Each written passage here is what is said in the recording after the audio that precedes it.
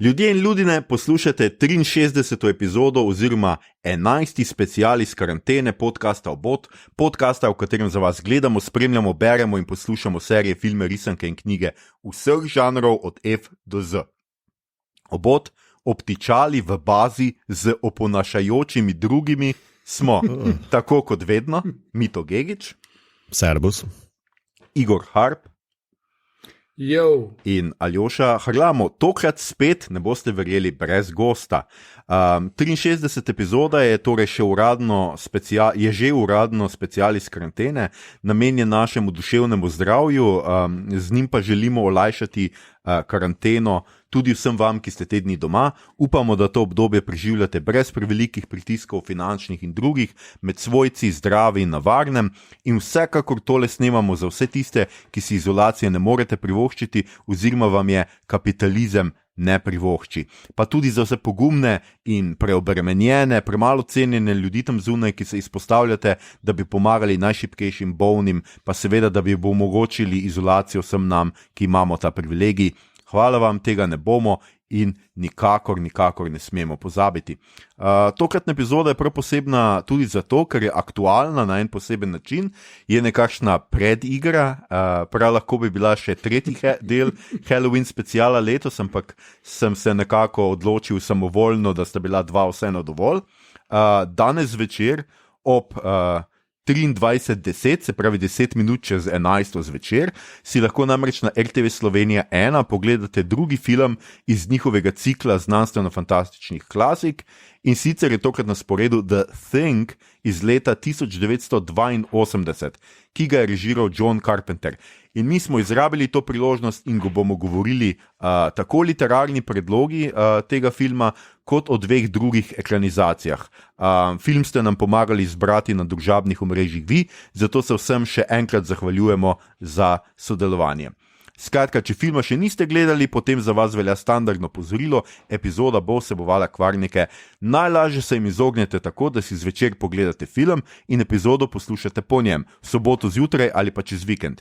Če ste film že gledali in ker je klasika, je to kar verjetno, pa poslušajte epizodo, mi pa se potrudimo, da vam film tako prikupimo, da boste ostali po konci in ga zvečer pogledali še enkrat.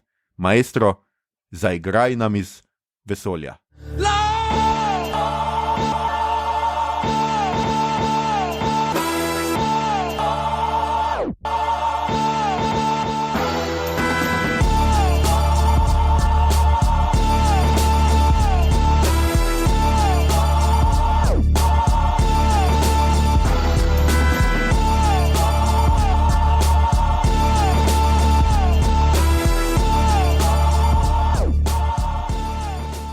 Ok, mi smo nazaj, skratka, izkoristili smo to priložnost, da smo itak v karanteni, da zdaj vas težko povabimo na dogodek živo, ker bi mi v kinu nekako vam predstavili kak film, ki bi ga potem skupaj gledali ali pa obratno pogledali skupaj film, pa potem nas poslušali, kako se pogovarjamo o njem.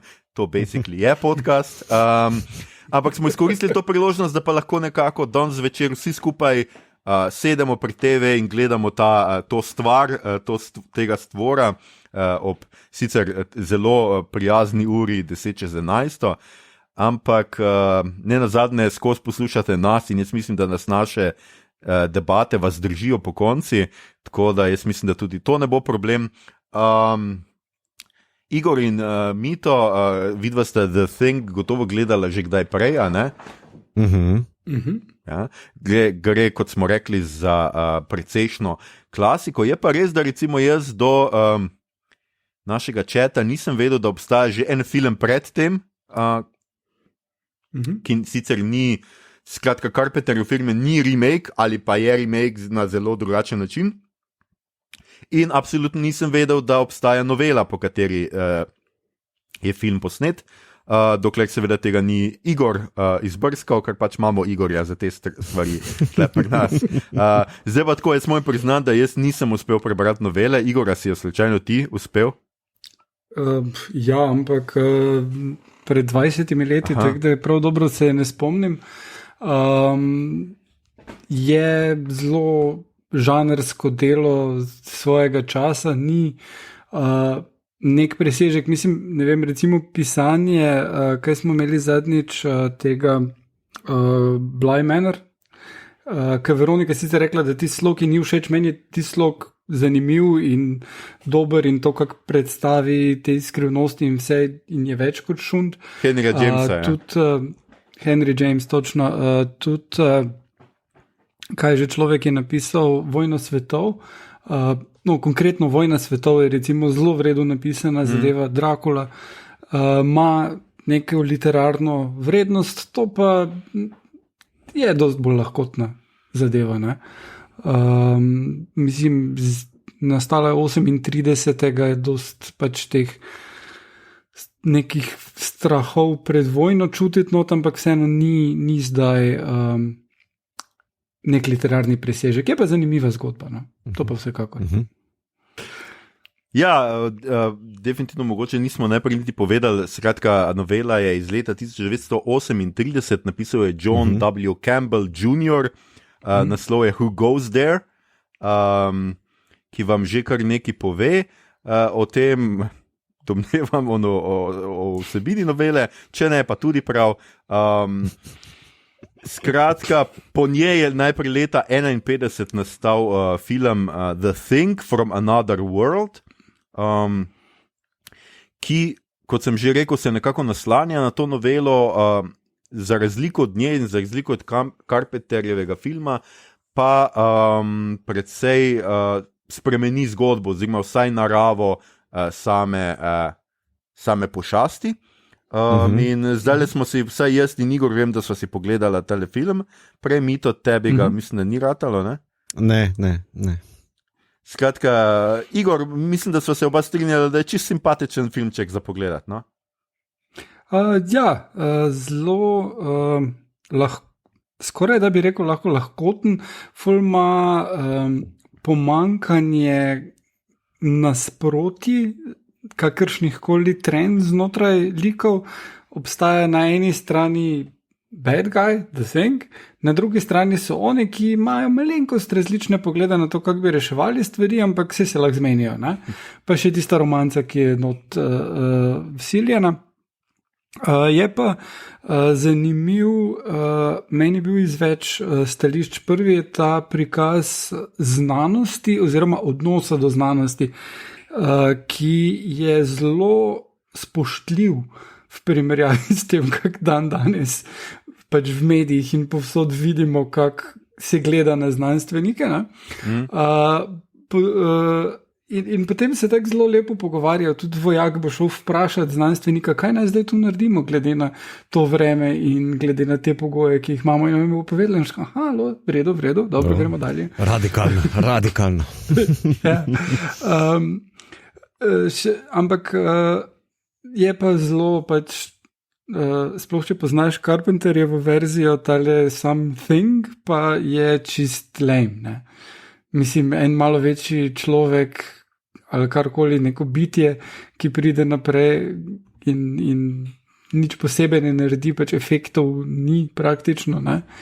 In ni prav zares strašljiv. Tako da v bistvu je zgodba o tem, kako so ti eni vojaki in znanstveniki in on novinar in ona ženska še zraven in kako se oni pravzaprav imajo fajn in držijo skupaj in jim rata premagati to nekaj, kar je čist nedefiniranega, ampak obvesli gre za strah pred komunizmom. In to se pol tudi najbolj vidi v čist končni sceni, ki je identična sceni, identična, zelo podobna končni sceni ta prve invazije teh body snatcherjev, tatovov teles, ki se prav tako konča s tem, da oni zmagajo, ampak rečejo, pazi, povsod so prišli, bojo po vas, ne? In bojte se tega, ne? In v bistvu tukaj ponazarja strah pred komunizmom, ne? Kar je ključno, Američani niso bili v vojni s komunizmom neposredni oziroma z Sovjeti, ampak so pa zelo močno delali na tem, da bi prestrašili ljudi od kakršnih koli to vrstnih idej, predvsem tega, da bi se vzpostavili močni sindikati in potencialne stranke, ki bi imele ideje, da je treba socialdemokracijo furati, kaj šele komunizem. Tako da ti filmi so bili zelo propaganda tega ameriškega kapitalizma in danes se pa to kar zgubi. Sodobni gledalec tega ne more prav zares zaznati, ker pač se družbeno okolje toliko spremenilo. No, je pa mislim, da druga plat te zgodbe je seveda strah pred atomsko vojno oziroma pred atomsko bombo, strah pred tem, da bi znanost ponovno pač, kako bi človek rekel, raziskovala neko stvar, šla predaleč v nekem raziskovanju, ker tu pač imamo, takoj se vzpostavi ta nek nasprotje med znanstveniki in vojaki, ker vojaki bi pač uničili to pošast, znanstveniki pa bi jo preučevali, celo vzgajajo nove rožice, ker pač ta pošast je pač raste v rožicah, no, kako ne rečem, pač pušča svoje... Rastlina je. Ja, rastlina je, basically je rastlina, kot rečejo, super korenček. Je neke vrste... In ima podtaknjence. Tako, super zloben korenček, ki potrebuje kri za to, da preživi in izsesa iz živih biti kri za to, da preživi, skratka napol nek vampir in tako. In jaz mislim, da danes, če nič drugega, lahko temu dodamo še eno plast filma, ki je strah pred veganstvom. Strah pred... Strah pred tem... Zakaj? Strah pred tem, da bi prišli zlobni korenčki ljudje in pač izsesali kri. Začeli prodajati sojo, ali kaj? Jezus. Skratka, malo se hecam. Film je, kot sem rekel, a si hotel kaj dodati mi to? Ne, nimam kaj na to dodati. Skratka, film je iz leta 1951, to sem že omenil, režirala naj bi ga kar dva, Christian Nyby in Howard Hawks, nekako sta se, ni čisto jasno, komu pripisati v resnici ta film. Je pa mogoče zanimiv tudi z tega vidika, da vseeno jaz moram pohvaliti, recimo, Mito je to nekje v chatu omenil, da ne bi šlo za prvo. Kako že pri teh posebnih efektih mi to boš ti povedal? Mislim, v enem video eseju na YouTubeu sem videl opasko, da pač bi naj to bil prvi full body burn posnet na film. Skratka, ta pošast, ki udre noter v postojanko, so kaskaderja polili s kerozinom. In to posnel, mislim, da ne vem, kjera scena je, ker pač nisem gledal, pač odleti ven v arktični mraz. Ja, zdaj pa kar je posebnost tega, torej prvič uprizorjeno to, drugo pa, da ti, ki so ga zažigali, niso bili kaskaderji, ampak igralci, ne? Tudi ko on udriha ta pošast, ki udriha po nekem modrocu, ne? Je za njemu igralka, ki je v filmu. Tudi tako, da bi to bilo vse full nevarno in tega mislim, da Hollywood danes ne bi kar tako skozi spustil. No? To so bili čisto drugi standardi, po mojem. No, sej, mislim, kar se tega, zdaj, ko si rekel arktični mraz, sem se spomnil, to je meni najbolj motlo, v bistvu oni vsi tak, joj, kak je mrzlo, ne moreš iti ven v tej leder jakni, dajmo si en tanek plašč prek in gremo. Pa mogoče ima tu pa tam kdo kapo, pa noben nima obraza zakritega, karkoli. Se tudi te barake zgledajo zelo pač, pač brcneš vanjo, pa že prebiješ steno, tako da jaz ne vem, koliko jih je to v resnici zaščitilo. Ampak definitivno se mi pa zdi pomembna ta stvar, no, da je ta film odprl ali pa neke možnosti v specialnih efektih. Kaj ti, če pridemo zdaj kar na Carpenterjev The Thing, tudi to imamo seveda tudi tukaj. Zdaj pa mogoče... Zdaj, ker pri prvem se nismo toliko ustavljali pri tem, pa vseeno, Igor, mogoče, če povemo eno kratko obnovo oziroma zasnovo celega filma, kaj je The Thing, o čem se torej gre? Torej, dogajanje je postavljeno na antarktično bazno postajo, kar pač je še bolj odrezano od sveta, kjer to so Američani seveda, Kurt Russell je tam inženir in je protagonist zgodbe in potem pridejo Norvežani iz bližnje, oziroma niti ne tako bližnje, postaje raziskovalne, ki lovijo psa in ga probajo ubiti, in oni rešijo tega psa, medtem ko ona dva človeka umreta, ker mislijo, da na njih streljata. V glavnem izkaže se, da ta pes je vesoljec. Oni potem kasneje grejo raziskovati in ugotovijo, da je vesoljec, ki lahko se prelevi v katerokoli bitje, torej kateregakoli človeka, in ga popolnoma oponaša.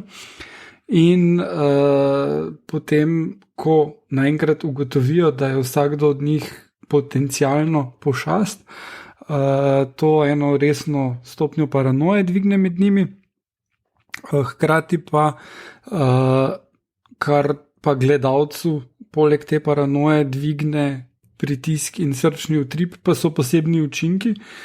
Ta manifestacija tega stvora, ki so zares grozljivi in so en grauž, en body horror, en res, mislim, tista scena recimo mi je vedno ostala v spominu, ko mislijo, da človek umira, mu da elektrošok in potem se mu tak prsni koš not pade in zgrabi on ga ven. In mislim, je res hardcore in kar mi je najbolj fascinantno, da danes, ko to gledaš, je to, ne rečeš si niti v enem trenutku, kak je to fake.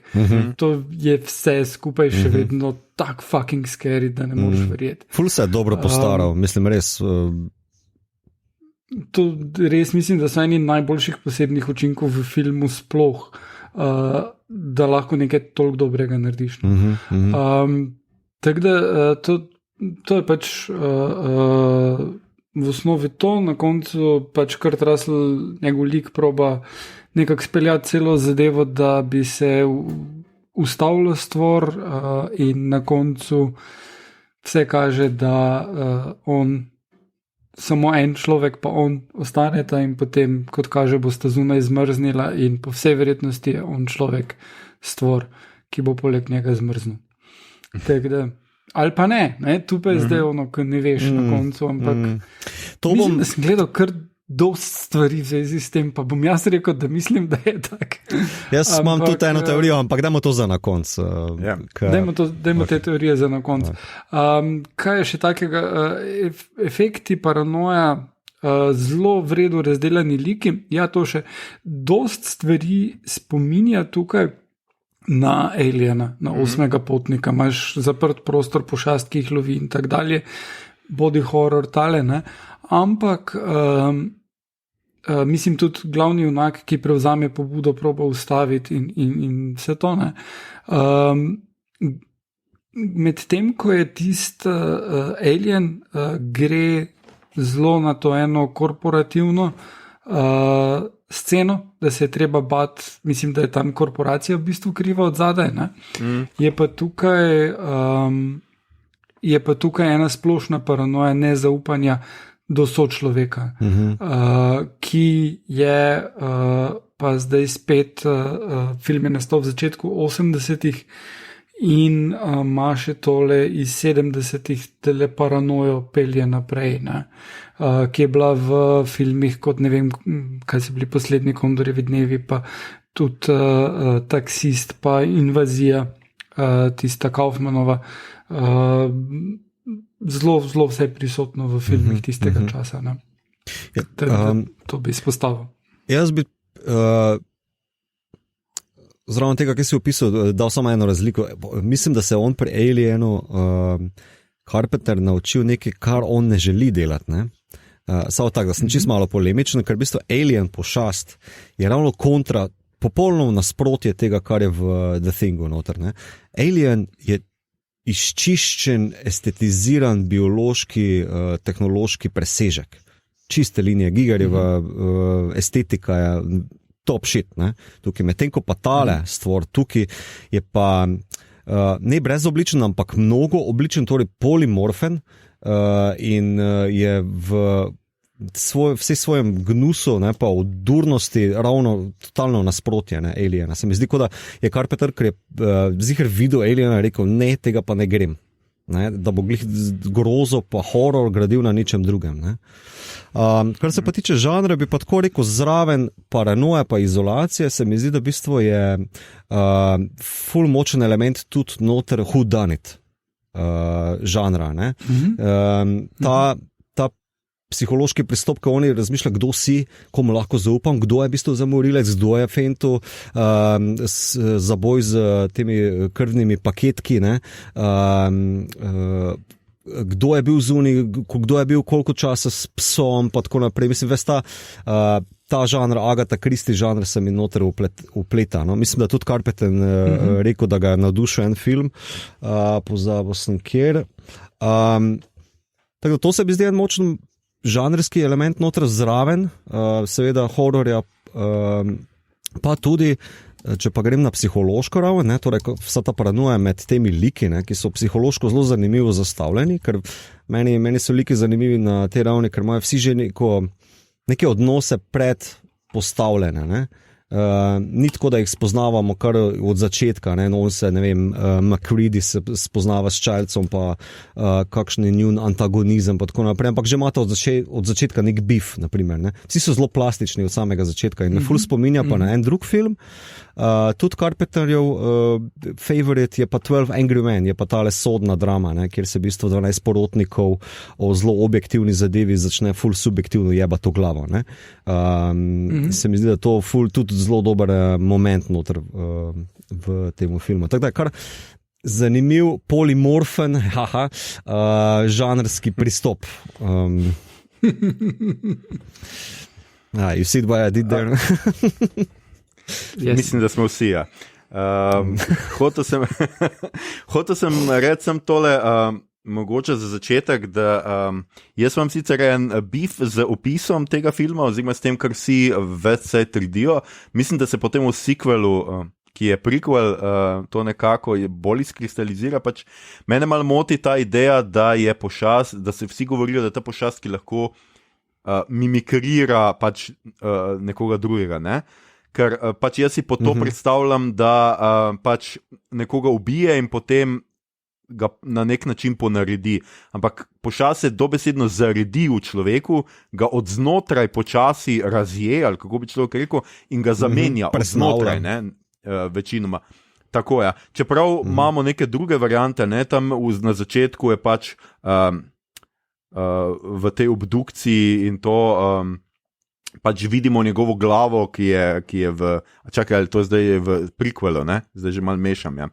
Zdi se mi pač zelo zanimivo, posebej eno vprašanje, na katero nikoli ne dobimo pravega odgovora, namreč to, ali se ljudje zavedajo, da so the thing, se pravi, da so stvor, ali ne, ne?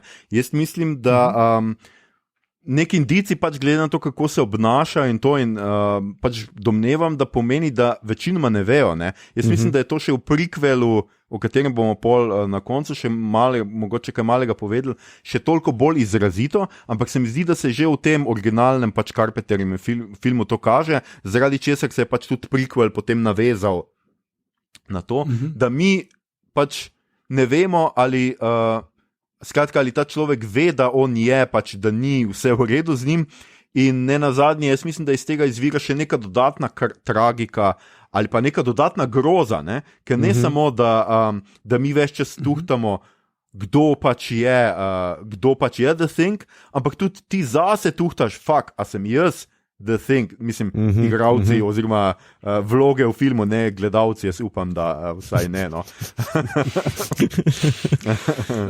Ja, tule, v tem pa je ena jasna ločnica z invazijo body snatcherjev, kjer je preklop nenaden, ne? On zaspi kot človek in se zbudi kot alien, ne? Hkrati pa je tale thing nastal skoraj, mislim, da 1 leto narazen od Blade Runnerja, kjer je pa to vprašanje, a sem jaz človek, a ne, tudi zelo ključno. Ne? V resnici sta imela premiero na isti dan. Blade Runner in The Thing sta prišla ven na isti dan. Kar dejansko zaradi tega namreč mnogi kritiki oziroma mnogi filmski zgodovinari pripisujejo, da naj bi tudi zaradi tega seveda film imel zelo slab obisk in zelo slab izkupiček. Vidiš, zanimivo. Jaz sem pa drugo stvar slišal, ker 2 tedna pred obema filmoma je pa prišel E.T., ki pa malo bolj pozitivna slikca Aliena. Ja, v resnici je tako, v resnici je pač tako, da pač gre za več dejavnikov, ampak eden od teh je, da leta 82 je bilo očitno izredno bogato leto za science fiction, ne? In za Mito No, se Mito, ti si znanstvena fantastika, to je vprašanje. Je stvor, jaz mislim, da je rekel, da sem stvor, ok, zdaj si vdahnil. Pravzaprav se težko odločim med tem, ali si stvor, ali replikant, ali E.T. Jaz sem polimorfen. Skratka, hotel sem reči, da mogoče zdaj tudi kakšno besedo rečemo o tem. Ja, pač film je šel v blazno bogati sezoni, poleg tega, da je šel polet in da je seveda imel oznako, mislim, da eno od najhujših pač teh filmskih oznak, se pravi, da se ga ni dalo gledati, če nisi bil nad 16 in pripeljal vsaj še 3 ljudi zraven. Skratka, veliko stvari ovirajo film, ampak po drugi strani pa moramo pač vendarle omeniti, da je film v začetku dobil zelo, zelo slabe kritike. In da med drugim, kar so pač filmu učitali poleg mračnosti in vsega, so bili ravno specialni efekti, ki ugrabijo film in ga odvzamejo pač vzamejo pozornost igri in vsem ostalemu. Ne? S tem se kategorično ne strinjam. Res. Ne, samo, mogoče pa je to stvar tega, da smo mi pač produkt drugega časa že zdaj, ker recimo pri Avatarju, ki je tudi zdaj že kar star film, smo rekli, ja, ok, so pa vsaj efekti. Ja. Efekti pa vzamejo v zgodbi, recimo, kaj bek ali pa igre. Jaz mislim, da dobro, mogoče zdaj Captain Hindsight varianta, da vemo, kako Carpenter snema, pa na kaj on rad da poudarek, je, mislim, da res na zgodbo. Kljub žanrskim pristopom pa tak naprej, ampak če pa se prav tega filma lotim, ne, je pa vse tako minimalno uporabljeno, ne, tudi te specialni efekti, ne? Ampak na mestu, pa kontekstualizirano, pa nujni za zgodbo. Nič ni pretiranega v tem, ja, sami efekti so čista dio, še danes držijo, ampak niso pa non-stop, niso over the board. Tako da s tem se res ne morem strinjati. No? Veš, tudi glasba Ennio Morriconeja, ne, noter. Ti imaš tam vele mojstra za tipkami, ki bi ga lahko skozi celoten runtime filma spustil samo zato, da se pohvališ, lej, Morriconeja imam na svojem filmu, ampak tudi njega, to glasbo, to podlago uporabi mestoma, pa pravilno ravno takrat, ko ga mora, ne. Mislim, tudi tišina je orenk pomembno, ne. Tako da mislim, Carpenter je zelo dobro vedel, kaj počne, pa Ja, ne vem, kaj ne rečem še drugega. Mislim, da ta kritika ni, že takrat mislim, da je neupravičena bila, no? Kaj šele danes.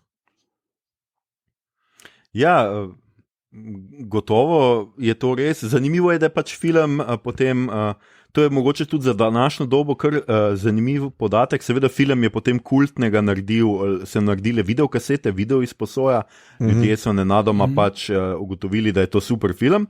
To ne nazadnje živimo v času, ko jaz mislim, da se bo nam kmalu začelo morda dogajati, da bojo filmi v kinih tudi popolni flopi, pa bo potem na streaming servisih, se pravi na pretočnikih, ratali hiti. Jaz mislim, da tudi marsikateremu filmu se zdaj to tudi dogaja in če mogoče Netflix ali pa ti pretočniki ne bi tako zelo skrivali, recimo podatkov, bi bilo to še bolj jasno.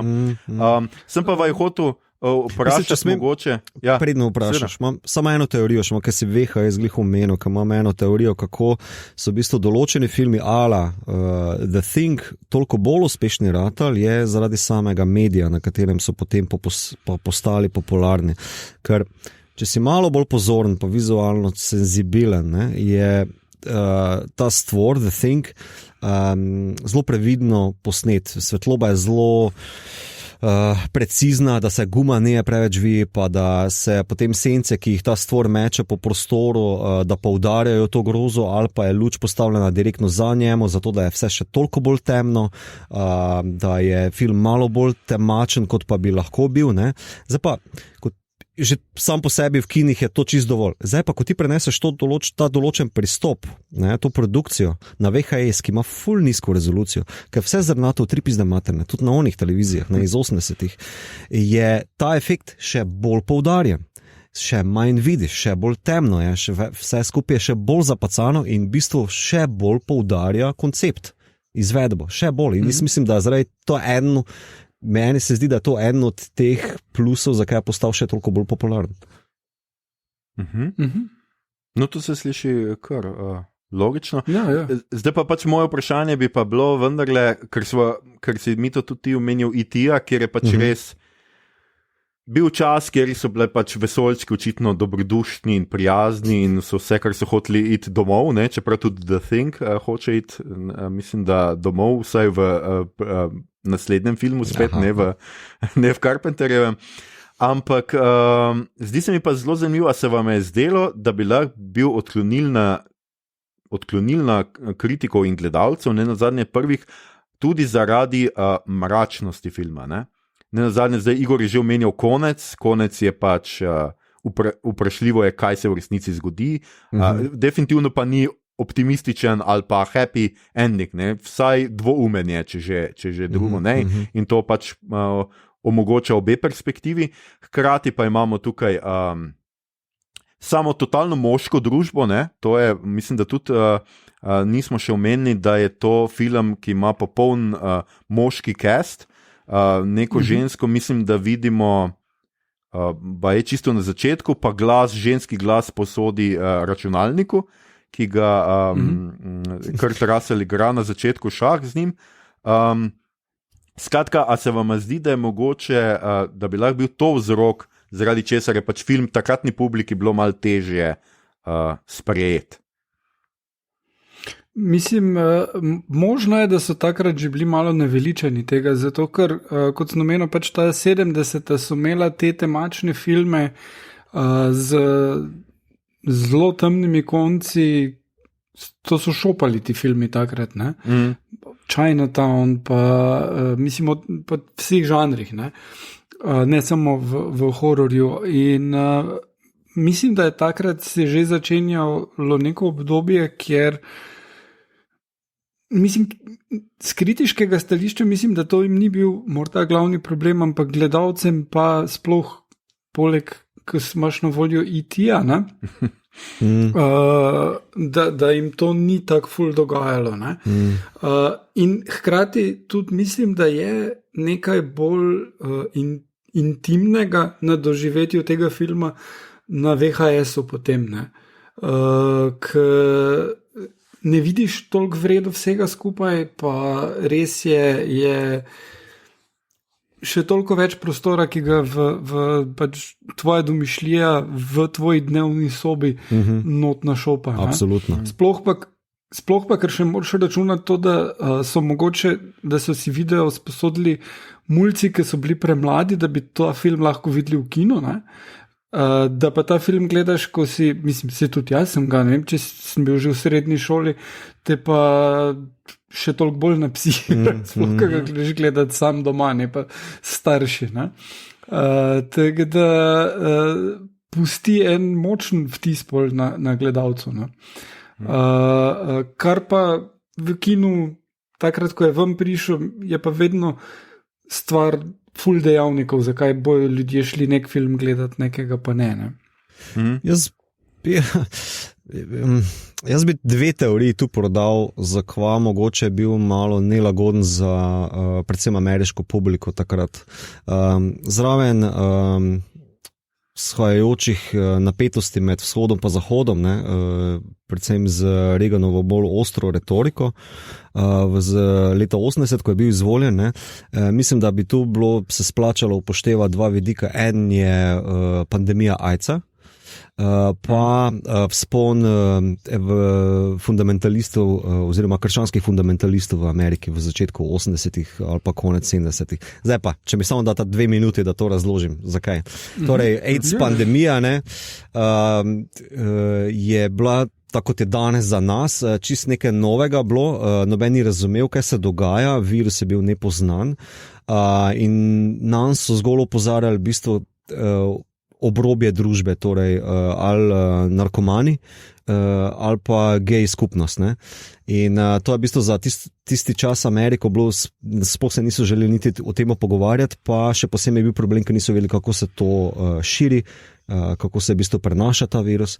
In mislim, da je ta določen strah, ki je bil v družbi prisoten in ga ta film tudi odraža s tem, ko se ta polimorfna stvar seli iz enega v drugega, noben ne ve, komu lahko se zaupa, vse prisotna paranoja nad dogajanjem, da je to res nelagodje povzročalo pri ali kritikih ali pa gledalcih. To je ena teorija. Ne?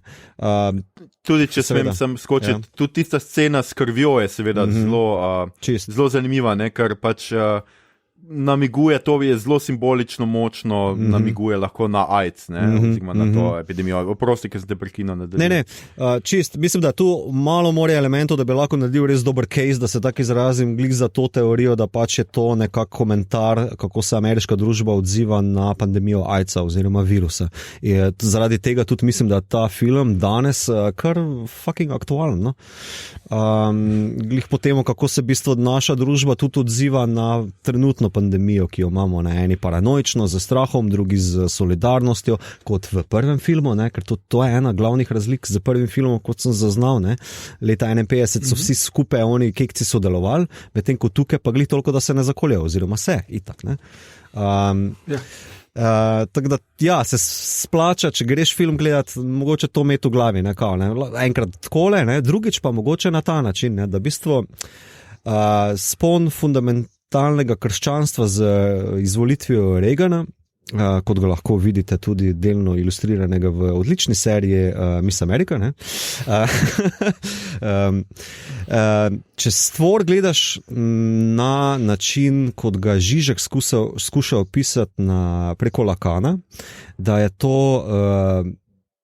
libidinalna spolna sila osvobojena svojega originalnega nosilca, torej fuk, seks pa gon po preživetju, da je to res življenje osvobojeno uda in da če jemlješ to skozi oči nekega spolno zatrte družbe ali pa vse družbe, ki skuša zatirati to, ali gej logiko, ali pa nasploh spolno z abstinenco, pol imaš pa pred sabo 12 tipov, ki jim nimajo blage, kaj se dogaja, so izolirani, pa po moje z libidom v 3PM, da je to še toliko bolj grozno gledati, ne? Če probaš na ta način razmišljati. Pa še ta pošastik s temi lovkami konstantno penetrira, točno to je. Mislim, tak je mogoče bombonček za razmisliti. Je pa to en esej od Žižka, ga lahko prepopam, če se komu da to brati, meni je to gušt, zdaj ne vem, če je vam. Na 9 A4 stranih je skušal opisati torej Lacanov pogled na ne drugega, ampak na tujega, torej na nekaj vsiljivega. Ne?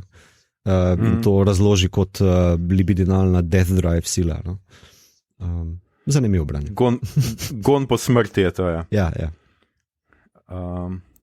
Ja, jaz sem hotel mogoče na tem mestu sem povedati, da tudi Carpentera je bilo zelo strah, pravzaprav, ko je naredil ta film.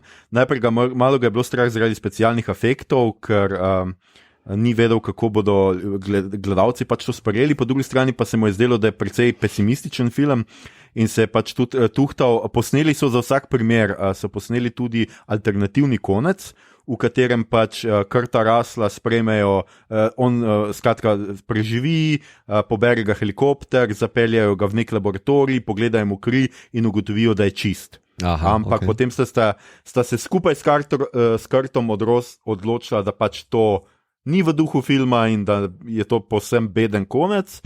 In skratka, med enim tem dvomi, ki so ga pač obletavali, mu je pa pač sodelavec na filmu Todd Ramsey ga spodbujal, da naj ustraja v svoj viziji in mu je rekel, you have to embrace the darkness. that's where this movie is. In the darkness. Skratka, tudi tam so se zelo dobro zavedali, kakšen film delajo. Mislim, da smo že dosto omenili specialne efekte. Jaz moram tudi reči, da to je nekaj najboljšega v tem filmu, kako meni je posebej prizor, ki si ga bom večno zapomnil, mislim, da od prvega gledanja, ko una glava dobi noge. Tist mi je pač... Tist mi je pač... Jaz mislim, da ta prizor ful dobro dela, ker mislim, da zelo dobro pokaže najprej torej, ta gnus notranjega telesa, pol pa McCready-jev Kurt Russellov lik, ki ga zažge, ampak vseeno polna glava preživi in zvizne ven in ti ta cel prizor ti da videti, fuck, to je ful močno, ta stvor se ne da kar tako nekak šibroko pospraviti pa tako naprej. V bistvu je zelo močna zadeva, res je. Meni osebno je pa najbolj hardcore prizor ta prvič, ko vidimo pošast, ki se razvija iz psa, ko napade druge pse v kako se temu reče, koruzjaki. Pesjako, hvala. Pesjako, koruzjako. Meni zgleda kot koruzjak. Na Antarktiki pa koruza. Ja, mora imeti svoj chicken McNuggets, ali kaj, se ne vem. Stilus pa se včeraj, ko smo ga še enkrat pogledali, smo se prav tako pogovarjali, Tina mi je dobro omenila, to je njena ideja, ne moja, da redko vidiš takšno nasilje nad človekom najboljšim prijateljem. Imaš ful filmov, z psom kot, ne vem, pajdašom, pa v John Wicku ga nasrka, pa ne vem, še kakšen film bi lahko naštel, ampak takšna groza, takšno nasilje, ki se pa tle izvede, pa mislim, da je res hardcore, pa po vrhu tudi na mestu. Ker kako pokazati to tujost z specialnimi efekti še malo bolj hardcore, kot pa da greš takoj ubiti človekovega najboljšega prijatelja. Da prav poveš, jaz nisem človek, jaz sem res neki X, ne? Se mi zdi na simbolni ravni to super, ne? Ja, ali pa jaz sem ruski mafic, če se vrnemo k Johnu Wicku. Nisem človek. Sorry, prijatelji iz Rusije, ampak Slejko prej se nekako vedno vrnemo k Johnu Wicku in Keanu Reevesu. Jaz moram reči, da sem bil precej fasciniran pač nad tem, kako jim je uspelo. V ozadju vsega tega je večinoma stal, kako je že, Rob Bottin, ki je zelo znan po Robocopu, Total Recallu, tudi v Seven je potem delal. Mi je bilo pa zanimivo, ker je Igor prej omenil ta prizor, skratka skušajo uživiti unga in potem mu roke predrejo prstni koš. Tega so celo naredili tako, da so poiskali nekega človeka, ki je izgubil obe roki v neki tovarniški nesreči. In je potem ta človek pač snemali so njegove roke, imel je pač prostetične roke in potem pač tisti štrcli, ki jih vidimo, so pač resnični.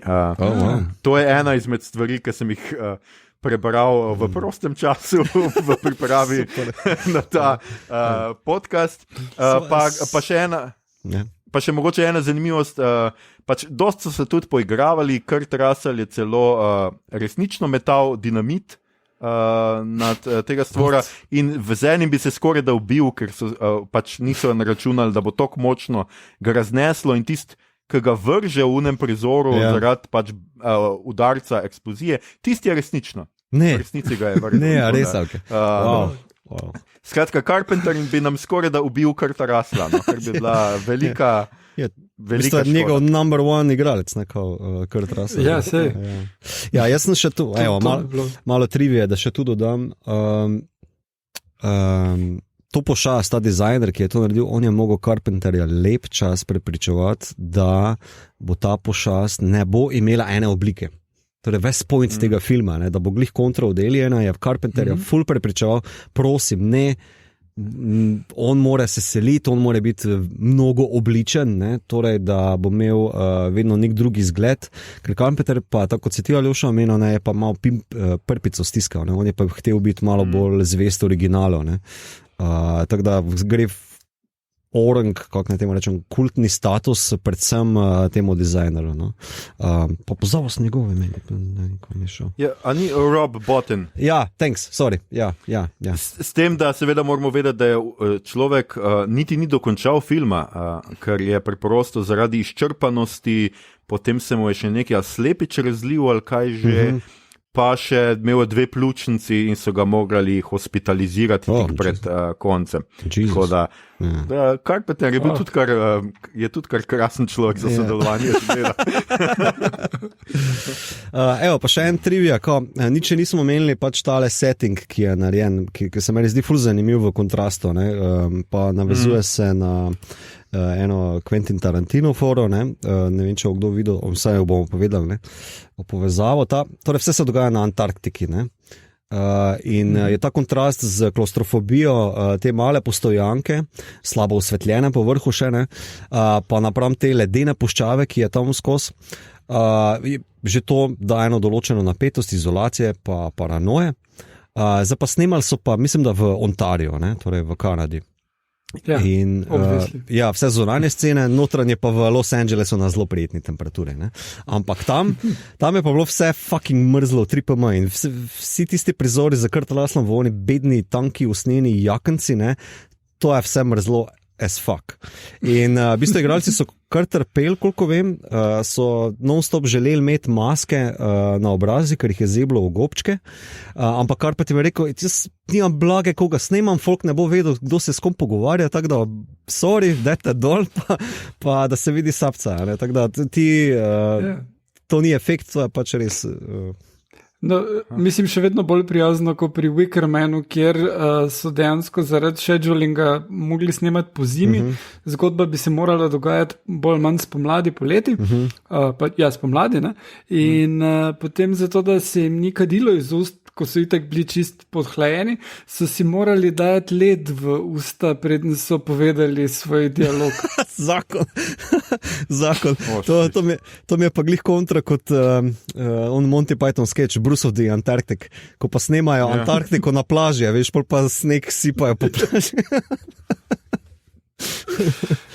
Cool, okay. pa še v jarkih, ne pozabi, seveda, v jarkih, to je zelo pomembno. How can I film this in a ditch? It's not been done. Kaj še imamo za povedati o stvoru? Jaz bom sebi rekel, da mogoče meni se zdi zelo zanimivo, pač ta prvi prizor, kjer imamo Macreadija oziroma skratka Kurta Russella, kako igra šah z računalnikom in ga seveda računalnik premaga, ker pač je računalnik, on je pa sam Kurt Russell. Ali mogoče zato, če gremo na gej teorijo, ker je ona ženska, ampak veš... pač skratka, ampak definitivno ga tako zafrustrira, da polije čaj ali kavo ali karkoli pije, takrat Viski, pač po njej, polije po njej in se mi zdi tako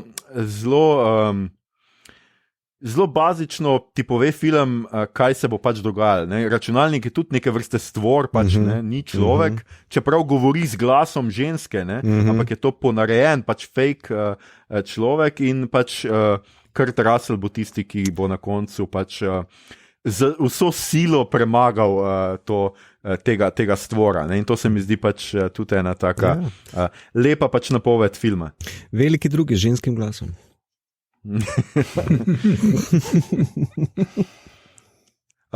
Ker v tem filmu se pač meni zdi, da res ni dost melodrame, ni neke sentimentalnosti, ni nekega jokcanja, ne? Pač vidijo to stvar in pač ga pobitijo je treba, ne? Ni tle neke jaz mislim, da film zelo hitro predstavi v višjo predstavo, no? Da se tako izrazim, ker se takoj gre na to, kako ta pošast začne razkrajati njihove medsebojne odnose, ne, to zaupanje, ki ga oni imajo, ne, ker ne pozabite, oni so znanstveniki, vsi od A do Ž so bolj ali manj znanstveniki, ne, dobro raznovnega Captain, ki ima edini pištolo, pa Kurt Russell mislim, da je pač ok inženir, ampak skratka vsi visoko školovani ljudi, ne, ampak takoj po prvi tej gnusni pasji sceni se začne vse razkrajati in da to tisti ta glavni, kako rečem, horror element, kao ne, pošast, ki te bo popapcala od znotraj navzven, temveč to, kako z manjko zaupanja v bistvu začnemo mi drugega žreti. Še posebej v takšnih okoliščinah, ki si izoliran v klaustrofobičnem okolju in bla bla bla. Tako da to mislim, da je res ena osnova tega horrorja, zraven vseh teh en tip, mislim, to še omenil, en tip je probal omeniti vse različne fobije, ki jih samo prva scena z psom poskuša izkoristiti, da tebi gnus spostavi. Ne? Torej imaš fobijo pred pajki, pred krvjo, pred sluzjo, pred psmi, pa kačami, pa kaj še to, pa insekti v eni sceni. Torej samo z dizajnom, pa z osvetljevanjem, pa s kričanjem, pa špricanjem, pa z onimi lovkami po tleh, koliko teh efektov skušajo v tvojem možganu spodbuditi. To se mi zdi genius. Tista scena je res huda, tle ni kaj. Ne. Ja, mogoče pač zelo zanimivo se mi zdi tudi, kako posamezni deli filma tudi odlično delujejo. Ne? Skratka, ko grejo pogledati tole norveško /švedsko oziroma švedsko /norveško vasico, tam pač naletimo na zelo nenavaden prizor nekoga, ki sedi na stolu in ima prerezano zapestje in kri je zmrznila, ko mu je kapljala dol, potem neko grozno skupaj zlepljeno pošast iz dveh ljudi, na pol zažgano in to. In se mi zdi to briljantno v resnici, kar je naredil sequel, če že zdaj pogledamo malo tja, da je namreč, skratka ni sequel, ampak je prequel, zmer to zafrknem iz nekega razloga, pa nimamo še zakaj nimamo dobrega prevoda prequela? Ful me moti, ko moram govoriti prequel. Predzgodba. Predzgodba, ja, predzgodba za cel film, se mi zdi tako, predzgodba je zgodba filma, ki je pač nekaj, jaz ne vem, bomo mogoče še kaj izumili, ampak če kdo bomo zelo mi je zanimivo, ker je sam ta prizor bil dovolj, da so pač posneli ta film, ne? Ker ta film, skratka nadaljevanje, ki pa je iz leta 2011, ne? Če se jaz zdaj prav spomnim, ki imamo mi naše zapiske iz 2011, je pa zgodba o teh Norvežanih, skratka o tem kampu teh Norvežanov, in zdi se mi zelo zanimivo, ker kot gledalec ves čas veš približno, kako se bo končalo, če si gledal seveda Carpenterjev film. In v resnici, kako se mi zdi, kako iz enega prizora znotraj filma nastane nek povsem drug film. Zdaj, tega iz 2011 je posnel Mathias van Heiningen Jr., domnevam, da se to pač tako, najbolj znan, pač v njem pa igra Mary Elizabeth Winstead, no. To sem še hotel dodati. Tako da jaz sem še pogledal tega, Igor, ti tudi, ne? Ja, pa scenarist je Heiserer, ki je naredil scenarij za Arrival, pa še par drugih stvari, ampak ja, predvsem Arrival. No, skratka, če vas bo Carpenterjev navdušil, jaz mislim, da lahko gledate in onga iz 51 in tega z 2011, čeprav jaz bom tako rekel, ne, meni je bil ta z 2011 čisto soliden in vse, ampak dejansko ne bom rekel, da karkoli doda. Bolj ali manj se mi zdi, da se ponovi zgodba iz The Thing, razen da imamo tle tole navezavo na 8. potnika oziroma Aliena še toliko močnejšo, ker je tle protagonistka, pač glavna, in da je mogoče mičkeno tega pač nekega feminističnega sporočila noter, ker pač tle so seveda vsi moški proti ženski, ker je ona tista, ki ves čas ve, kaj morajo narediti, ona opozarja, da nihče ne sme iz te baze, ona je tista, ki pač skuša reševati stvar, moški jo pa ves čas skušajo utišati. Ampak razen tega, Igor? Ne, mislim, da to je dejansko isto kot v Alienu prvem. Ne? Tam je tudi Ripley tista, ki noče not v bazo spustiti, pa jo drugi, pač Tom Skerritt, njegov lik, potem okužene not spusti in pač je zelo podoben koncept. Ne, meni je bilo pač, spomnim se, ko je film ven prišel, je bilo vsi tako, a res rabimo to, zakaj, bla, bla, že prednje ven prišel, ne. Je zelo negativno bil sprejet, ker pač je Carpenterjev film toliko cenjen, Zdaj, dostkrat je tako, da te neki remake ali karkoli, na kakršenkoli način narejeno, imajo vse boljše efekte, tukaj niso slabši. Mislim, to je dosežek. Enako dobri so.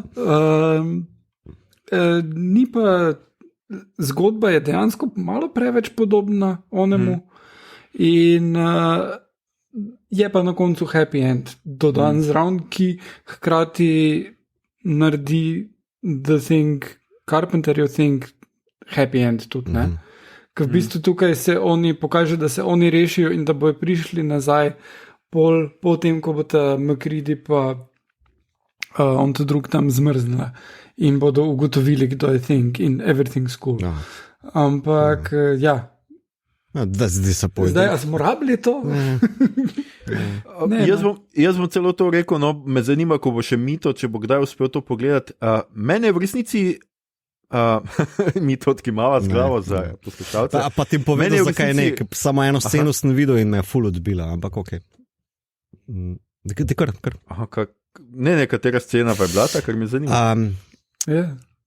Koliko sem bral o tem filmu, nisem ga pogledal, ampak sem pa bral, da pač oni so eno od ključnih scen v Carpenterju obrnili na glavo, pa v bistvu nekako, kako ne temu rečem, uničili za nazaj, kaj je ta stvor v Carpenterju delal. Torej, v Carpenterju je ena močna scena, ko v bistvu McCready pride nazaj iz mraza, ko so ga že ostali odpisali, jih on ujame, pa prisili, da se zaveže in potem imajo ta test za krvjo, kjer on se greje žico in potem testira krvne vzorce. Ja. Zdaj pa logika za temo je, da v bistvu ta stvor v defaultu do popolnosti poudarjam, oponaša pa imitira gostitelja, torej človeka. Medtem ko pa videl sem sceno, da imajo pa oni neko foro s plombam, da plomb pa ne more v temu 2011 filmu. Ja. In se mi zdi taka brezvezna stupid fora, zakaj? To je eno full cool hudo zadevo, ki te je lahko super plot mehanizem ali pa misteri, da ga gradiš na njemu, ko preko ramena vržeš in mi je, ko sem to prebral, mi je bil taki fuck off. Res, samo to mi je bil taki fuck off. Smo vedeli, o čem razlagam zdaj. Ne, razumem, čeprav jaz ne razumem, zakaj bi te to odbilo. Pač v resnici gre samo za to, da oni najdejo drug način pač ugotavljanja, kdo bi lahko bil potencialno stvor, da pač ni s krvjo. Samo za to gre pač. Pač izkaže se, da ta stvor lahko samo organske stvari replicira, ne more pa anorganski, kar se meni zdi v resnici še kar logično. Zdi se mi taki cheap cop-out.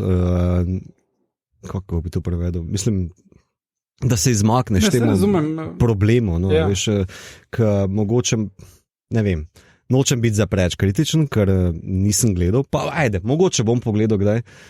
Samo, ko sem pa prebral o tem, mi je pa bilo res ceneno. Ne, mene to niti ni motilo, ker ima na koncu en zelo pač dober način, kako ona ugotovi, kdo je pač kaj je s tem da je zadnji stvor, tega ne bom spoilal, pogledajte si. Ampak ne, jaz sem hotel to reči, mene pa zmotilo pri tem drugem filmu ravno razlika, če jo primerjaš s Carpenterjevim filmom, ta neka čistost teh specialnih efektov, na kar smo se mi zdaj blazno navadili, ker smo pač navajeni na CGI, na računalnike, ampak če ti primerjaš Carpenterjeve, dost bolj čutiš to grozo, dost bolj jo vidiš, ker je dost bolj telesna. Tle noter je pa vse, pač vse vidiš te stvari, ampak nekako so tok čiste, tok vse vidiš, da pač veš, da je pač tam, da izgleda kot igrica, tok spolirano, ta pošast je tok spolirana, tam je pa pač vseeno nekak, se mi zdi dost bolj z nekimi malimi napakicami, zrnčasta, tako in se mi zdi, da dost bolj deluje nekak, dost bolj prisotno, no. Ja, mislim, da to nasploh problem CGI-ja, ki še ni tam, da bi lahko poln torej practical effects nadomestil, ne. Ker ti z gumo pa z pravilno svetlobo lahko narediš čisto soliden prepričljiv efekt. In to naprimer Star Warsi dobro pokažejo. Če gledaš samo prequele, ne, torej predzgodbice, trilogijo, kjer je vse digitalno, pa ta zadnje, zapustimo zgodbo, ampak določeni efekti so praktični zopet in so boljši. Mislim, bolj taktilni so, ne, ta haptičnost teh zadev je pomembna, no. Pa mislim, da CGI mestoma še ni tam, no. Hvala Mitotu, da je v mojo ugotovitev vnesel besede haptičnost in taktilnost. You're welcome. To sem iskal. A bi še kaj moral obvezno povedati? Teorije. Ker zdaj prekarperte v filmu, to je Igor že omenil, ne, torej se folk pogovarja, kdo je stvor na koncu filma. Jaz imam nekje zapisano, kdo je, pa mislim, da se bo Igor z mano strinjal, ampak jaz imam celo formulo, kako ugotoviš, kdo je kdaj okužen. Ker je režiser fotografije povedal en trik, ki ga on zavestno uporablja, da je folku dal vedeti, kdo je kdaj kaj. Ja, mislim, da je nekaj podobnega kot pri Blade Runnerju, kjer imaš tisto z očmi, ampak da je malo manj očitno. Ja. Ampak sem nekako pozabil za to, kaj je že bil ta trik. V bistvu je trik je samo ta highlight, zelo nežna bela pikica, ne, torej to samo eno lučko postaviš v kot snemanja, ne, da se v bistvu odseva noter. Torej tisti, ki je človek, ima highlight, tisti, ki je okužen, nima tega. Malo ugasnjeno. Ja. Ampak to je zelo subtilno, moraš vedeti to prej, da si pozor na tako zadevo, ker je zelo fin efekt, ki je ponavadi naravno uporabljen v intervjujih pa filmih nasploh, ker da neko življenje o čem, ne, ampak v tem je glih poudarek, ne, pač kdo ima življenje, kdo nima ali pa ne. Subtilno ugasnjena človeškost, to se zdi zelo. Zdaj pa, bral sem še eno, ampak najprej me zanima od Igorja, zakaj on misli, kdo je kdo, pa potem tudi od tebe, pa še jaz povem. Gremo tako. Jaz že prvič, ko sem gledal ta film, ko mislim, da še bil v osnovni šoli, si mi je to zdel edin logičen zaključek, da Childs hoče, da MacReady ostane z njim tam, da zmrzneta, zato ker MacReady se ne bo zbudil odmrznjen, Child's Thing pa bo spet The Thing, ko bo ga odmrznili in njemu se nikamor ne mudi. Ja, ampak imaš kakšno obrazložitev ali pa utemeljitev za to? Tisto, njegov laid back odnos na koncu, da je v spit zdaj tu enega sebo, nekaj v tem stilu. In to. Okay. Why don't we just wait here for a while? See what happens. Yeah. Ja, ta je super stok za konc filma. No, ti, Aljoša? Jaz v bistvu nisem kaj dost tuhto. Meni je čist fino, da je dvoumno na koncu. Itak, ja.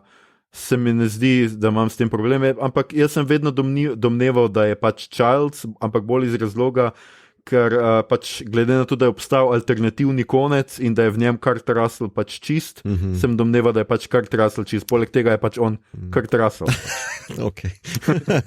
No, ampak ne pozabiti v Big Trouble in Little China, Kurt Russell na koncu odpelje tisto pošast sabo. Res je.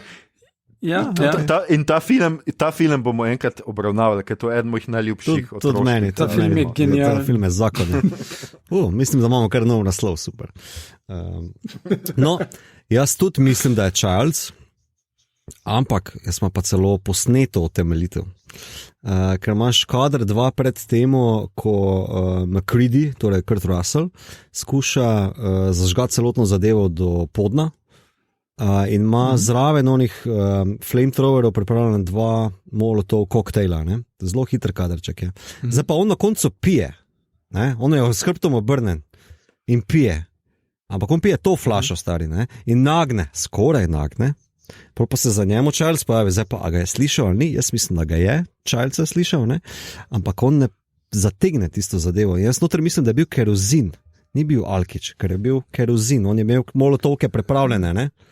Zdaj pa, veš, ko on ponudi, ne, potem Childsu kao, veš, tako, pa Child zategne in Kurt Russell se čist malo nasmehne, pa reče, let's just wait here and see what happens. Koda, v bistvu on, Kurt MacReady, ne, si reče, aha, če piješ kerozin, pol že nisi človek, pa te bom zdaj zažgal. Yep. Ful dobro. Vidiš, tega pa nisem opazil, tega s kerozinom. Ja, mislim, Jaz tudi, to, da si bom zdaj pogledal še enkrat. mislim, jaz sem ta film najprej pogledal torej v nedeljo ali ponedeljek, pa veš, normalno skozi vse levo desno, pa full berem, pa te eseje, pa v enem eseju prbije to, pa sem bil, what the fuck, pa sem prav pauzo stisnil, pa lega, res, molotovi so tam, pa kao dela se da neki, veš, ampak ne nagne, pa tisti čist easy nasmešek, pa čist na koncu, ker se Kurt Russell malo premika, pa reče, let's see what happens, majhen highlight noter v njegovem mučku, pa se, evo ga. Tako, fino, no. Lepo, bravo. Ok, to pa je zelo klimatičen zaključek. Absolutno, se strinjam z to Igorjevo ugotovitvijo in pravim, da pejmo k rubriki, kaj gledamo, beremo, poslušamo. Skratka, jaz upam... Ja. Preden, sorry, samo nekaj bi še menil, ker se mi je prej ušlo. Tale film ima neko mesto, ne, v zgodovini filma, ne, pač kult ni kar tak iz nule, ne, pač imel je svoje predhodnike, tako smo že naštevali, ima pa tudi naslednike, ne, in mislim, da eno od velikih naslednikov se meni zdi Hateful Eight. In to je Tarantino sam priznal, je rekel, da mu je bil ful navdih. In če samo poštudiraš, kaj se vse not dogaja, torej Kurt Russell, number one. Drugo, arktična ledena pokrajina, dogajanje, ne? Torej drugo. Tri, liki, ki se totalno ne zaupajo, paranoja v oni kočuri oziroma haberdasheriju, to je tretja ali četrta zadeva, pa še Ennio Morricone. Ne? Mislim, da je tak zelo zanimiv naslednik, če ga postaviš ob bok skupaj. Ne? Mogoče tak za en večer, da si rečeš, kaj bom pa danes 2 filma ruknil, probi to skupaj rukniti. Zanima, kakšen efekt bi dobil. Zanimivo. Zelo stvorski.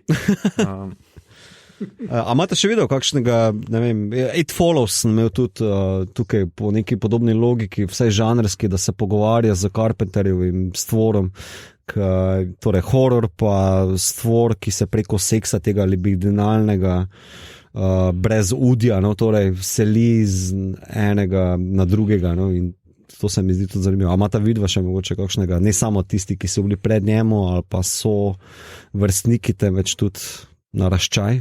Ja, mislim, kar se nekih arktičnih filmov tiče, so potem, kadar so probali narediti kakega, vedno to je tako malo kot The Thing, ampak noben ni bil niti približno toliko dober. Se spomnim prav enega Skate Back in Sail, tisti bil, mislim, tisti bil tako slab, da se začne sceno, kak se Skate Back in Sail tušira, pol veš, kam bo šel film. No, ampak kar je pa tak enih bolj teh tem, ne, je pa Reservoir Dogs tudi, ker si omenil Hateful Eight, sem se tudi takoj na tele spomnil, ker spet gre za zaprt prostor, za neke krvave stvari, ki so se zgodile že zunaj in za končen revelation z izdajstvom. Tako da to vsekakor je, pa potem, kar se tega body horrorja tiče, vsekakor ne gre mimo večine tega Kanačana Cronenberga, pa tudi District 9 recimo. Ima še ne te transmorfije in vse te stvari, ne, preobrazbe. Mislim, je far and wide ta vpliv tega filma. Aljoša? Ne, jaz mislim, da ste bolj ali manj povedala vse, kar imamo. Jaz bi zdaj res šel naprej. Čakaj, samo enega še. Konec filma X-Files, ki se konča tako, kot se začne The Thing. To mi je tako zanimivo, ker mi je ful podobna scena, kot da je režiser The X-Files filma, ne? Ta prvega. Ja, ta prvega. Edinega, ki je omembe vreden sploh. Ni. Ampak ni. Okay. Pač kot da se mi zdi, da nek homaž, no, pač The Thing, vse zadnja scena, veš, kaj on leteči krož, mislim, ta alien ship v arktičnem ledu in se mi zdi, kot da je to začetek Thinga, a štekaš? Tak neki zanimiv, vse jaz vidim neko tako, ne vem, meta povezavo, no. To je sicer zadnja scena tam, to ni pa zadnja scena filma. Okay. Ne. Ona dva sta potem potem se še v še- kvantiko, tako in se še pogovarjata. točno. In potem se lupčknete. Ja, absolutno, da se lupčknete, Igor. To smo čakali takrat, mislim, da 7 ali koliko sezon, Ja. tudi iz tega trenutka. Dej, ne seri.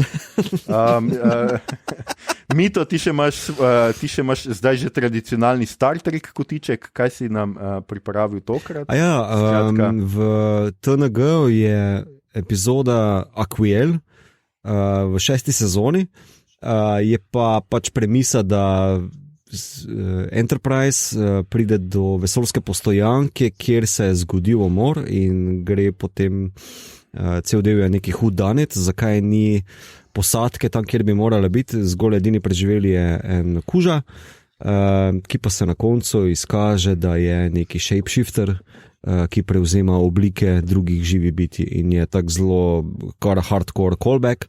Tako da ta del bi izpostavil, drugače pa prav logika shapeshiftanja oziroma mimikrije v Star Treku je pa cel Deep Space Nine, kjer je en od glavnih likov Odo, ki je shapeshifter, potem pa se zapletajo v vojno, ki jo vodijo shapeshifterji, tako da okrog tega ima Star Trek full zapovedati. No, to se sliši zelo zanimivo. Jaz bi vas še seveda enkrat povabil, ne pozabite danes 10:11 zvečer, si lahko The Thing, film, o katerem smo pravkar govorili, pač pogledate na TV Slovenija 1. To bi bilo to, kaj smo gledali, brali in poslušali od takrat, ko smo se zadnjič slišali, se pravi nekaj dni nazaj. Vidim, da Igor je pogledal marsikaj in sicer to je. Ja, jaz bi rekel, da je ob 10:11 na sporedu, ampak če imate zamik, je vsaj en teden ali pa en mesec vam na voljo. Ali pa če imate VHS rekorder, gor pa ključite, posnamete, da dobite pravi.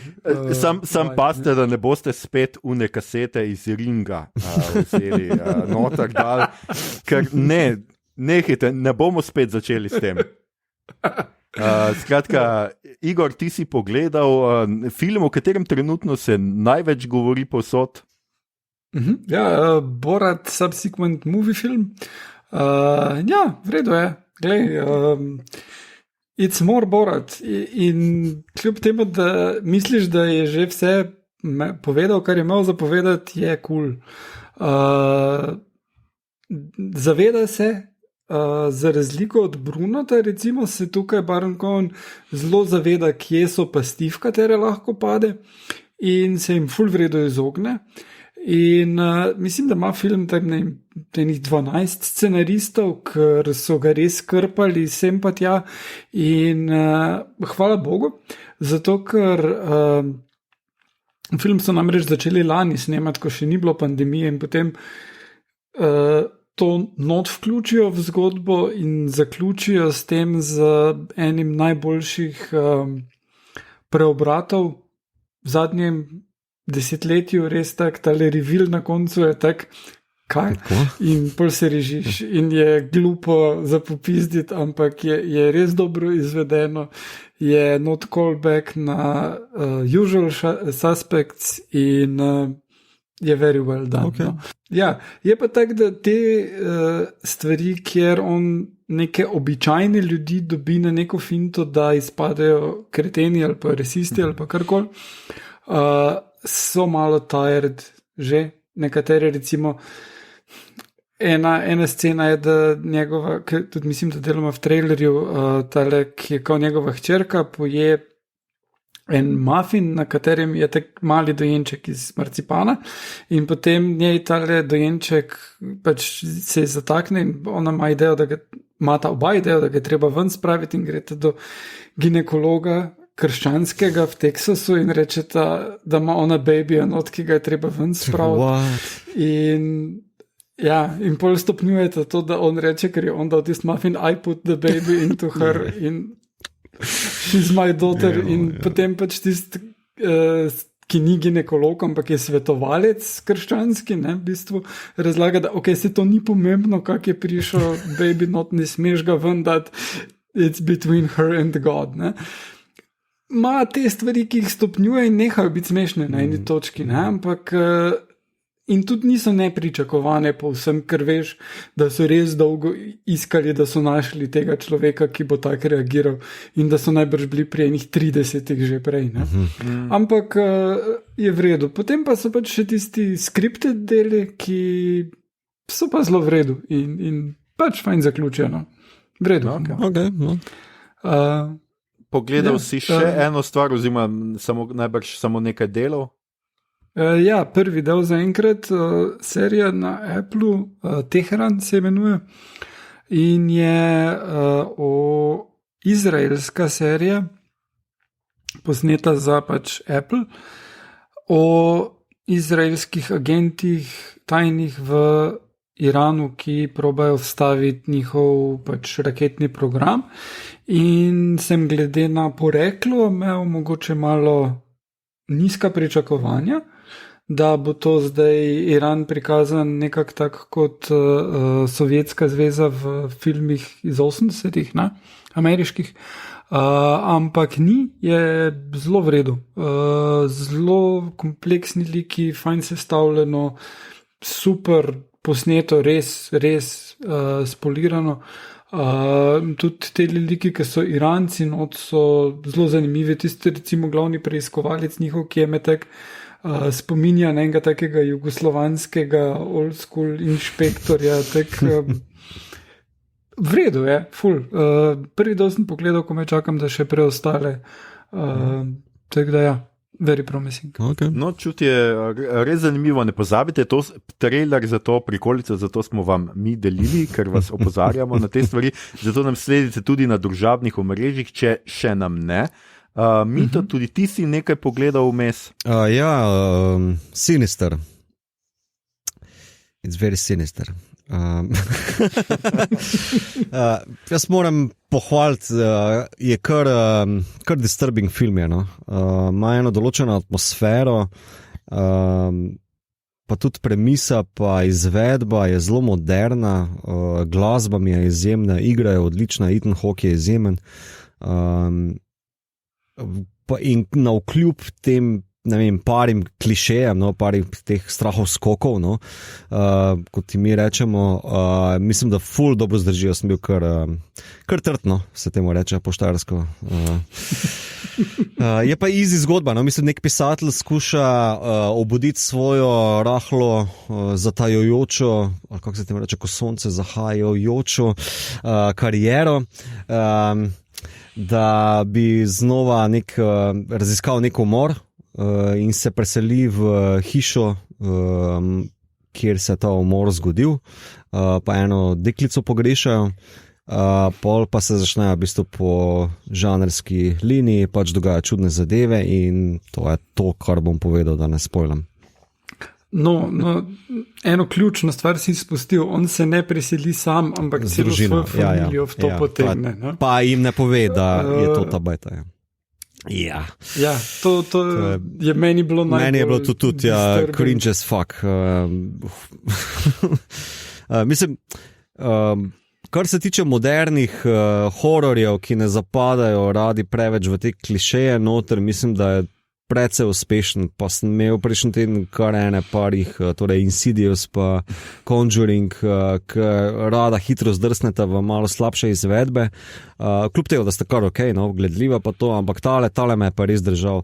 Predvsem mislim, da je ena logika tukaj, ki mi je dala malo zamisliti, ki je en koncept, ki je blizu mojemu delu, in to je koncept transmediacije. To ni nič novega sicer, to je logika iz Ringu potegnjena, pa iz Suicide Cluba, kjer se v bistvu nekaj seli iz enega medija v drugega. Torej, in tudi v mojem delu je to prisotno, ne na grozljiv način, upam.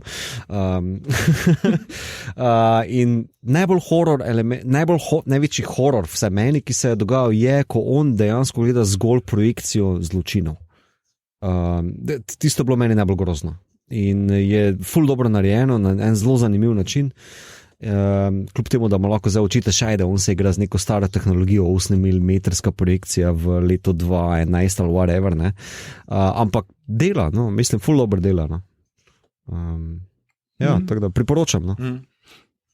Ja, jaz bi še dodal, da režiser Scott Derrickson, ki ga spremljam na Twitterju, on ima par sinov, ki so najstniki in jim je, mislim, da lani se je pohvalil, da jim je pač prikazal ta film, predvajal ga prvič, ne, zdaj druge njegove filme, kot je Doctor Strange, so že videli in pol so je rekel, da pač so bili mnenja, da njegovi filmi so tak, pol pa so tega pogledali, pa je rekel, da je prvič videl, da ga spoštujejo. Cool. Okay. Mislim, to je bil film tudi, ki smo ga mi objavili preko onega seznama, ne, kot number one, ki drži utrip. Zdaj pa, jaz imam uro, ne, tale, kako se reče, smart band, ja. Pa niti nisem imel za toliko utripa, ampak to, ne vem, mene kar državno, tako da ne vem, ali ura laže, ali sem pa jaz chill as fuck. Ne, dober je, res je dober. Aljoša, ti pa vidim, da si gledal Mojstrovino Jossa Whedona. Ja, zdaj sem končno našel nekaj malo odveč sajta in sem pogledal Justice League, tako da sem skoraj da končal z DC filmi, imam samo še Shazam in se pravi zadnjo tole Harley Quinn. In moram reči, da tako kot sem napisal, mislim, da na Letterboxdu, glede na to, kar sem vse slabega slišal v tem filmu, sem imel očitno toliko nizka pričakovanja, da mi je bil čisto okej.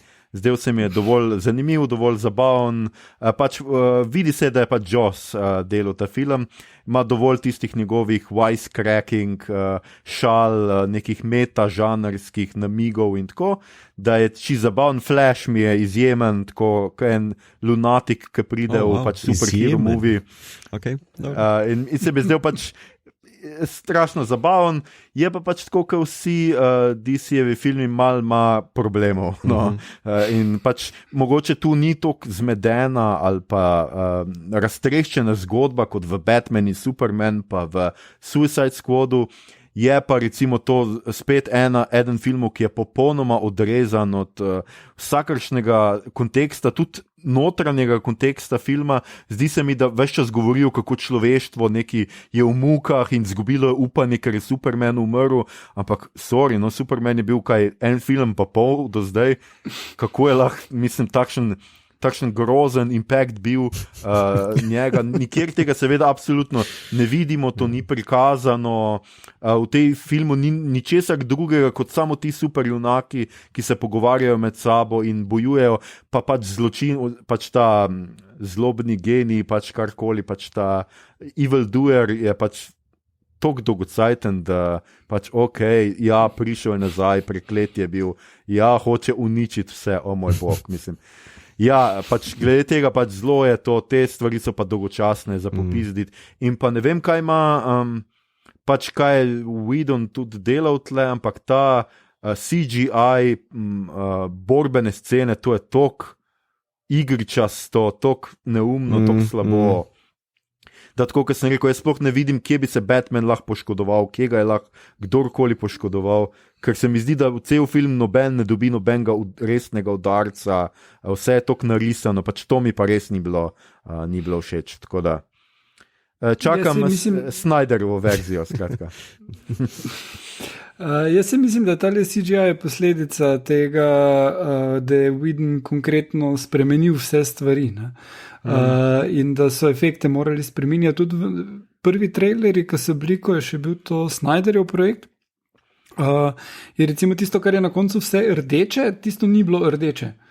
Tak, konkretno se ti zdi, da zaznamuje tista rdeča na koncu vse, ampak obstajala je originalna verzija, ker to sploh ne je bilo rdeče. Tak prav weird. Jaz pa mislim, da ima DC nasploh problem z to telesnostjo svojih superjunakov, no? Ki ga redko prebije. Ne vem, v Batman v Superman je zgolj ona scena meni, ko Batman toče tiste mi je cool, vse ostalo mi je bl. V celem tem Justice League je pa vse tako nahajpano super v narekovajih, da je ful neprepričljivo, no? Res. In tudi v Wonder Woman sem imel ta problem, no, ker ona je sicer super, pa super lik, pa levo desno samo akcije so pač čisto klasično DC-ovske, brez nekega impacta, ne, veš, da bi bile, kako sem prej rekel, mislim, tista scena ni tega, no. Tista scena na fronti vseeno izstopa. Ja, tista scena je tisto zelo dela, se pravim. Visceral in to zaradi slow motiona. Zaradi slow motiona uspešno izpade, ne zato, ker bi bila visceral in haptična. Jaz pa mislim, da glih slow motion je nekaj, kar je ful prevečkrat uporabljeno pri DC-ju in je to večkrat minus kot pa plus. Se pravim, redko prebijajo. Ne? In če od, ne vem, 40 akcij, ki jih imajo, če jih je 5 takšnih ta pravih, dobrih, sem še preveč jim dal. Sej tudi, ne pozabi tudi, zame ima recimo tisti Aquamanov začetni prizor unga pretepa v hiši, v bajti, to je eden najboljših akcijskih prizorov tega leta, ker je pač Aquaman ven šel, sem pač vse ostalo je potem pač ni približno, nisem mogli približati temu, ne, tako da. No, skratka, mogoče naslednjič poročamo še Zemu, ne vem, če bom uspel še Zem stlačiti v naš kar naporen urnik, ki ga imamo. Things I do for a bot, veš. Skratka, ljudje in ljudine. Ja, Igor, ti si še hotel nekaj? Ne, rekel sem okej. Jaz mislim, koliko še pa imaš za pogleda. Oba Solarisa. Skratka, ljudje in ljudine, to je bila že naša 63. epizoda. Poslušali ste torej podcast, ki se oglaša in ime Obot, podcast za serije, filme, risanke in knjige vseh žanrov od F do Z, ki ga gosti mreža Aparatus. Z vami smo bili Mito, Polimorfen, Gegic. Igor klimaktičen Harp. Okay. In seveda, kaj še manjka, in Aljoša, penetracija Harlamov. Tole epizodo smo znova posneli preko spleta z naših domov. Mi se zelo čuvamo, upamo, da se vi tudi s tem čuvate, ne le sebe, ne le svoje bližne, pač pa tudi sosede, če so the thing ali ne. Čuvamo se lahko samo skupaj, ostanimo skupaj, ne biti kot kar traso. Če vam je bilo všeč, kar ste slišali, šerajte, lajkajte naš podcast, naročite se nanj preko vašega najljubšega appa oziroma ponudnika podcastov, dajte nam kakšno oceno na iTunesih, spremljajte platformo Aparatus z odličnim izborom podcastov za vsakega in če boste v naslednjih dneh v karanteni zaslutili, da vaši bližnji niso, za kogar se izdajajo, se ne ustrašite. Ne gre za invazijo vesoljcev, samo zdaj ste prisiljeni z njimi preživeti več časa in od tako blizu nihče od nas ni podoben samemu sebi. Dajte z njimi poslušati naš podcast, toda če se jim ne zdimo več tako zabavni, kot smo se jim včasih, pa jih kar brez milosti požgite z metalcem plamerov. Na Twitterju nas najdete kot @podcastobot, na Facebooku smo podcast s K-jem, obot brez pikic, tako je tudi na Instagramu. Tja delimo rajcere, prikolice in druge zanimivosti in tja lahko usmerite vprašanje, pripombe, komentarje, pričevanja o letečih krožnikih, predloge, kaj bi za vas pogledali naslednjič. Tole je bila 63. epizoda, 11. special iz karantene. Če bo šlo vse po sreči, se vrnemo spet naslednji teden, že 3. novembra v torek, 64. epizodo, ki bo posvečena seriji The Boys, tako kot smo vam obljubili, mi obljube držimo. Sicer pa ne pozabite, na to smo na sporedu spet v petek 13.11., ko bo v ciklu znanstveno-fantastičnih klasik na RTV Slovenija predvajan Solaris Tarkovskega. Hotel sem reči Tarkovskega, ampak nista ista človeka. Ki bo torej tema 65. epizode. Tudi tega ste nam pomagali izbrati, zato hvala vam. To je to, kar nas bo rešilo tudi iz te situacije, namreč sodelovanje. Obodovke in obodovci, ostanite zdravi, se slišimo znova v torek. Še ena stvar, če to še Igor pusti noter, danes je petek, tole je petek, ne samo, da zvečer gledate Solaris, absolutno morate, mislim, The Thing, zdaj sem že malo zašel, ne samo, da gledate The Thing, potem poslušate podcast, po poslušanju podcasta pa si poiščite drugo sezono Mandaloriana, kajti prva epizoda bo z noči iz petka na soboto pač na internetih, ker je druge zaenkrat pri nas še ni dosegljiva. Skratka, če to poslušate, Mandalorian in nosite maske, ker on nosi čelado in je kul. Zakon. Ok. Cool.